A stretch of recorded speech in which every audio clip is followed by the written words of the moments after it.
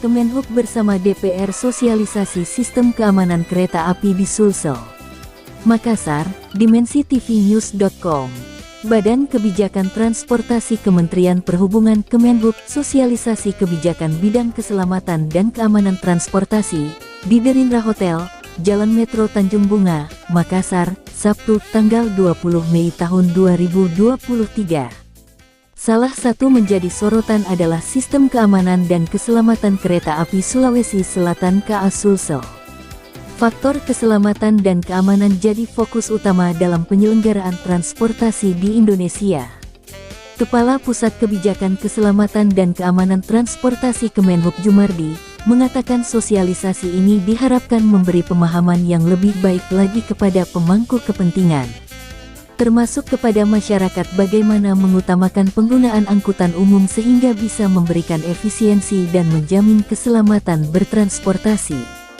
Terkait keselamatan dan keamanan transportasi kereta api perlu dilakukan penanganan bersama baik antara regulator, operator, dan pengguna jasa transportasi. Jadi ini acara sosialisasi kebijakan transportasi yang dilakukan oleh Badan Kebijakan Transportasi Kementerian Perhubungan, kolaborasi dengan beberapa dari pemerintah daerah dan juga dari legislatif, Maka dari Komisi 5 DPR, karena beliau yang mengawal tentang pelaksanaan kebijakan transportasi. Apa yang diambil dari situ, Pak, kegiatannya? Ya, harapannya nanti sosialisasi ini memberikan pemahaman yang lebih baik lagi kepada pemangku kepentingan dan juga kepada masyarakat bagaimana mengutamakan penggunaan angkutan umum sehingga dapat memberikan efisiensi dan menjamin keselamatan dan keamanan bertransportasi.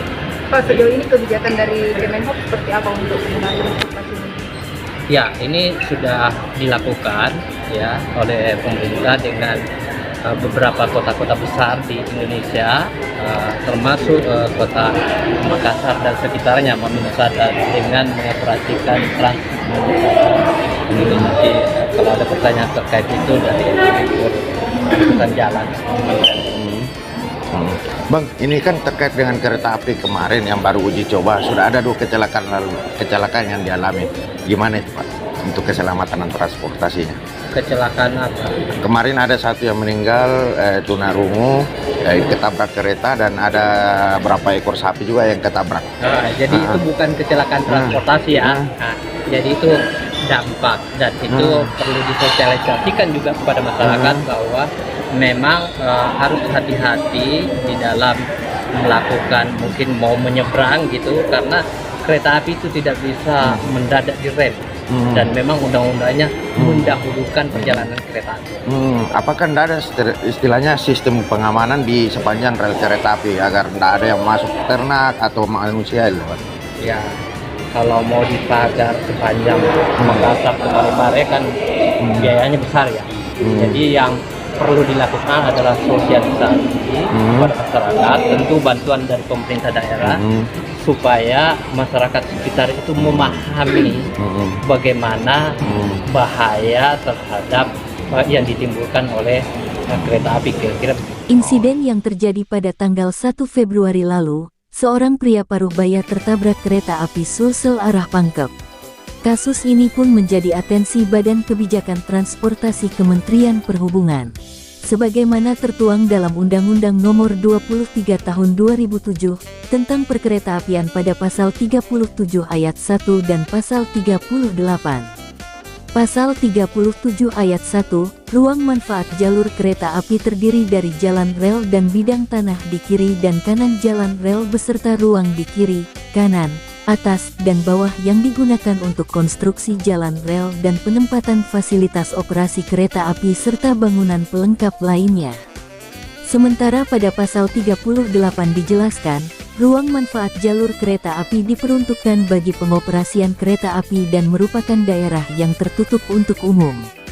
Jumardi menghimbau masyarakat senantiasa berhati-hati saat menyeberang lintasan kereta api. Karena kereta api itu tidak bisa mendadak direm dan memang undang-undang menyebutkan mendahulukan perjalanan kereta api, ujarnya. Sementara anggota Komisi 5 DPR RI Hamka Bekadi mendorong adanya alokasi anggaran untuk menyempurnakan sistem keamanan dan keselamatan transportasi, khususnya kereta api Sulsel yang belum lama ini diresmikan Presiden Joko Widodo. Untuk sementara kita berupaya bagaimana Parepare dulu selesai, sampai Parepare selesai.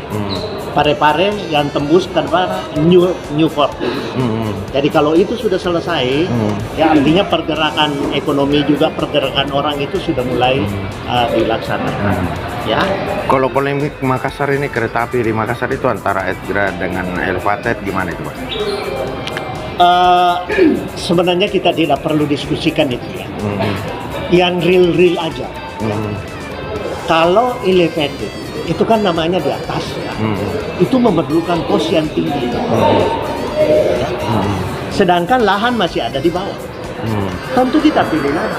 Dari sisi keamanan dan kenyamanan, bukan keamanan, dari sisi keselamatan mungkin lebih bagus di bawah. Kecuali kalau memang tidak ada lahan. Tapi ini lahan ada. Cobalah kita berpikir secara rasional lah. Ya. Kalau masih ada lahan dan lebih rendah biayanya kalau membebaskan lahan itu baru dibanding membangun dengan tidak efektif.